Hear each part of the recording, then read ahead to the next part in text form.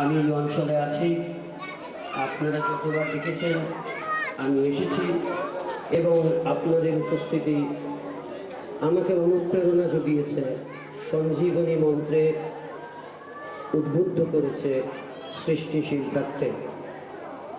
আজ যখন দেহেরই প্রান্তে শুনতে পাচ্ছি বিসর্জনের বাজনা, তখন আপনাদের কাছে আশীষ প্রার্থনা করে নিতে চাই, জীবনের শেষ দিন পর্যন্ত যেন সুস্থ সংস্কৃতির পক্ষে সৃষ্টিশীল থাকতে পারি, আর থাকতে পারি তাদের পাশে যারা অপসংস্কৃতির রাক্ষসটাকে মেরে ফেলে সুস্থ সংস্কৃতির বাতাবরণ রচনায় প্রয়াসী। ফিরে যাচ্ছি অনুষ্ঠানে। প্যাট্রিস লুমুম্বা একটা বিপ্লবের নাম, এক জ্বলন্ত প্রতিবাদের নাম। Patrice Lumumba. প্যাট্রিস লুমুম্বার অপরাধ, তিনি ভালোবেসেছিলেন তার কৃষ্ণ অবগুল সাংগতি আফ্রিকা মাকে।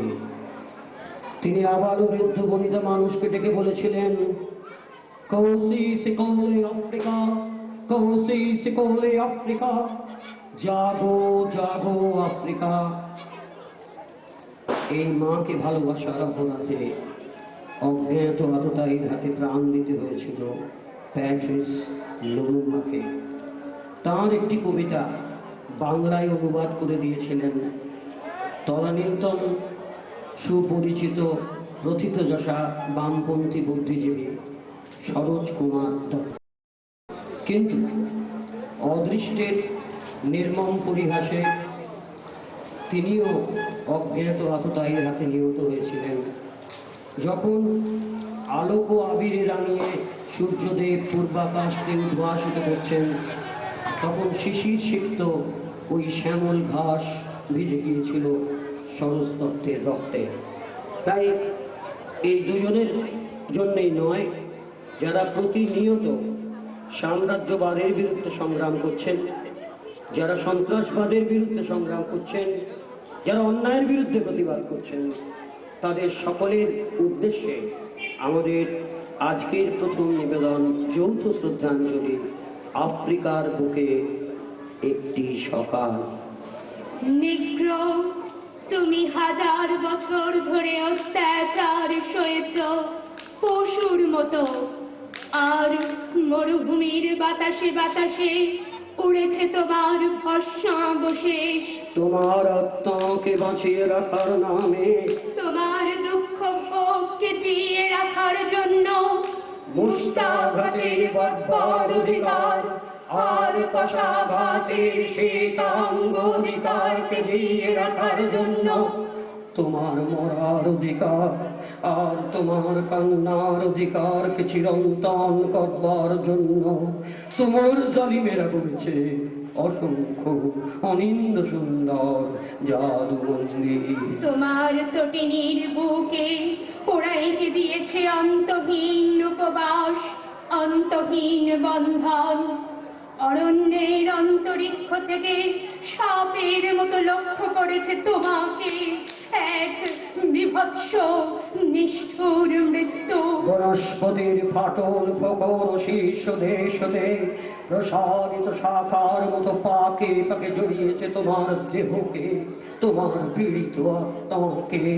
অন্ধকার নিশীথে তোমার কুটির থেকে উঠেছে টমটমের আওয়াজ, দেশে এসেছে ধর্ষিতা নারীর আর্তচিৎকার।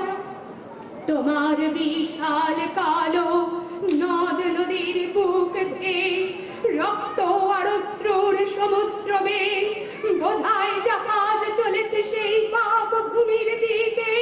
ওরা যাকে বলে মাতৃভূমি, মানুষ যেখানে পঙ্কিল, ডলার যেখানে সম্রাট। কিন্তু তোমার সন্তান, তোমার প্রেয়সী দিনে দিনে পিষ্ট হয়েছে নির্মম ভীষণ শোষণের রথের চাকায় অসত্য যন্ত্রণায়। সবার মতো তুমিও মানুষ, ওরা তোমাকে বুঝিয়েছে শ্বেতাঙ্গ দেবতা একদিন কান্না তোমার থামেনি কোনোদিন, কান্নার গান গেয়ে ফিরেছ তুমি অনাত্মীয়ের দ্বারে দ্বারে, গৃহহীন ভিখারির মতো। যখন জ্বালার জোয়ার এসেছে দেহে মনে, কেঁপে কেঁপে উঠেছে মহাদেশের প্রান্ত থেকে ও প্রান্ত, চমকে জেগে উঠেছে সারা দুনিয়া, বিস্মিত আতঙ্কে কান পেতে শুনেছে সেই ভীষণ রক্তের ছন্দ, সেই ভীষণ ছন্দ যে আজ সঙ্গীতের।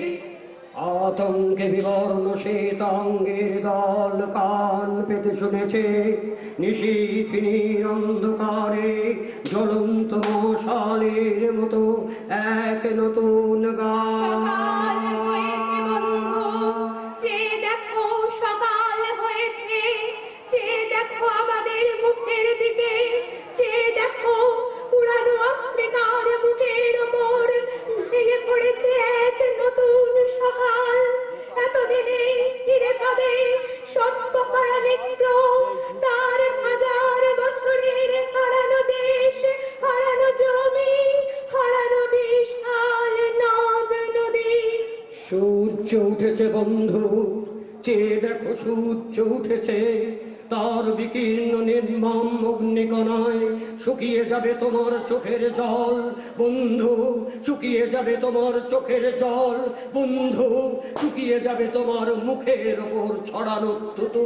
শিকল ছেড়ো বন্ধু, শিকল ছেড়ো, শিকল ছেঁড়ার সঙ্গে সঙ্গে চিরদিনের মতো সাঙ্গ হবে তোমার দুঃসহ দুঃখের দারুণ দুর্দিন।